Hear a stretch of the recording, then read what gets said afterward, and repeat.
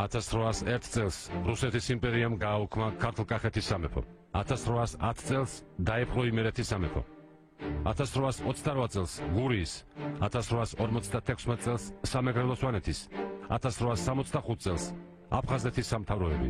აფხაზეთის დაპყრობით იმპერიამ დაასრულა საქართველოს ოკუპაცია.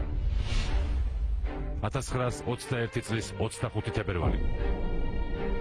დამოუკიდებელი საქართველო იმპერიამ ისევ დაიპყრო. 1924 წელი. დამოუკიდებლობისათვის მებრძოლი ათასობით პატრიოტი დახვრიტეს. 1989 წლის 9 აპრილი. თბილისში, თავისუფლების მოედანზე, საბჭოთა დამსჯელმა რაზმმა 21 მშვიდობიანი დემონსტრანტი მოკლა. იმპერიამ დაიწყო საქართველოს ხელახალი ოკუპაცია. რუსეთმა 1992 წელს სამაჩაბლოს, ხოლო 1993 წელს აფხაზეთის ოკუპაცია მოახდინა.